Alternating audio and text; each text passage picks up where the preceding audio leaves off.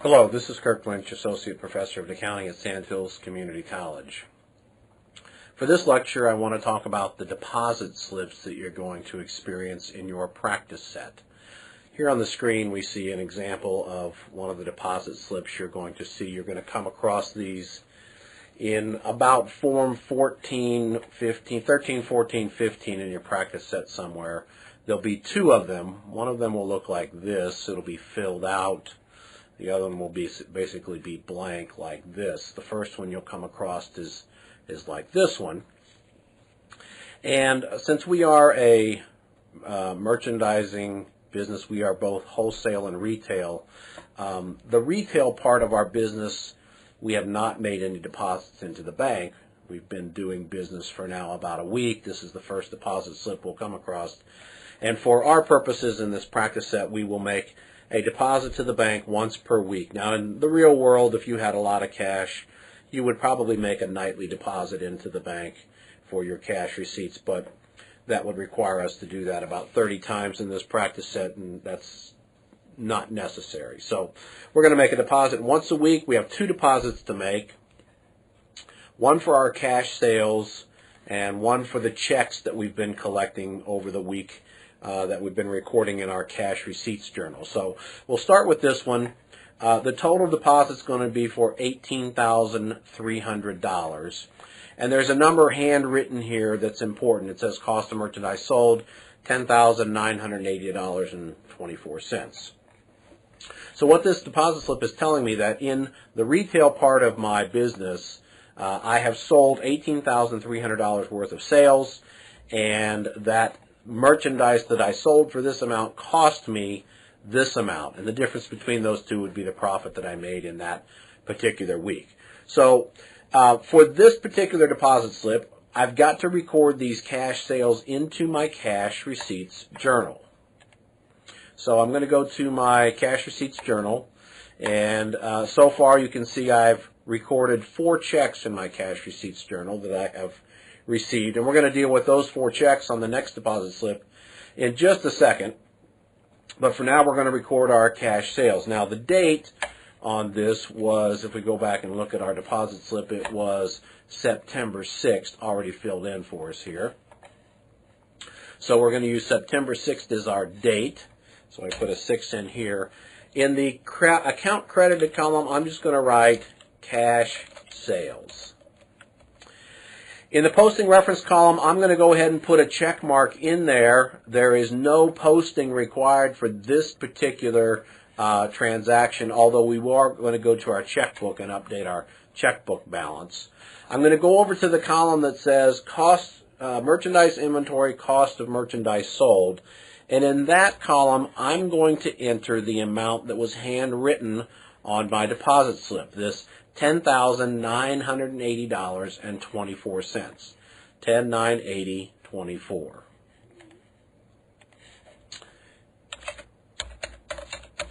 Okay. In the column that says sales credit, I'm going to record the amount of the deposit. If I go back and look at that again, the amount of my deposit was $18,300.40.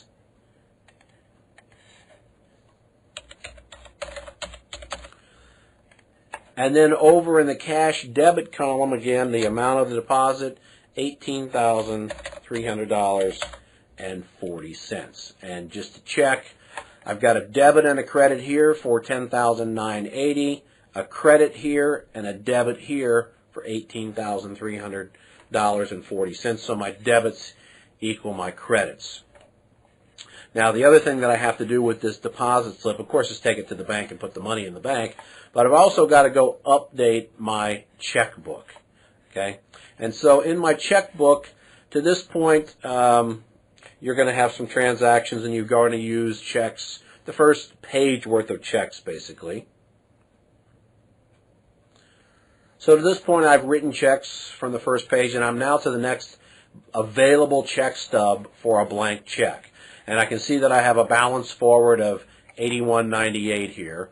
And I've got to record this deposit, which was $18,300.40. Okay? And you might want to make a note in here in this area right here about the date that you made that deposit. 9/6, for example, was the date of this particular deposit.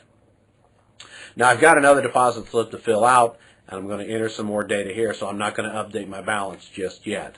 So let's go back and look at that second deposit slip, and it's looking something like this. It's a blank deposit slip, and what I need to do is I need to write in here underneath checks and list the checks that I have received to this point. Now, the place I can find those checks, and I'm unable to do that here because this is just a picture of a deposit slip, and I don't have the ability to go in and modify it. But let's go back and look at where we would find those checks. We would find them in our cash receipts journal, and they would be these checks right here that we've received in this first week. We received a check for unearned rent, and although you don't have the actual forms in front of you, that check was from a company called Electronic Express, and it was for prepaid rent that they sent to us, in our case unearned rent.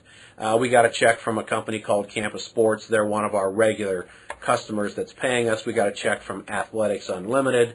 They're one of our regular customers, and a check from Sports Expo, one of our regular customers. So we would have 4 checks that we list here and need to deposit into the bank, and their total amount would be $25,062 if you add those things all up there. And so I would go back to the form, the deposit slip in book 3 of your books, and I would write Electronic Express here. The amount of that check was $3,600. That would go here. Then I would write below it Campus Sports, $64.68. And then below that I would write Athletics Unlimited, and over here $10,290. And then the last line that I need here would be down here, and I'd write Sports Expo, and it's $47.04. And if I add them up down here at the bottom, I would put in my total, and it'd be $25,062. Now, the only thing I need to do with this particular form is I need to put that deposit into my checkbook. I've already recorded these checks in my cash receipts journal right here. So we've done that. We've updated either a general ledger or a subsidiary ledger in the proper places, but I haven't put the checks in the bank, and I've got to deposit them there. And once I do, I'm going to go to my checkbook, and in this next available line, I can put deposited 9/6, and then I'm going to put the amount of that deposit, which was $25,062. And then I'm going to update my total. I had a balance for it of $81.98. I added cash sales of $18,300, and I deposited these 4 checks at the end of the week for $25,062, and the new balance in my checkbook then would be $51,560. Now, one other important point.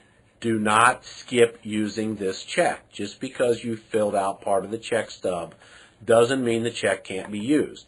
You're going to go ahead, and the next time you have to write a check, you'll fill in the amount of the check here, the date, who it's to, what it's for, write the check over here.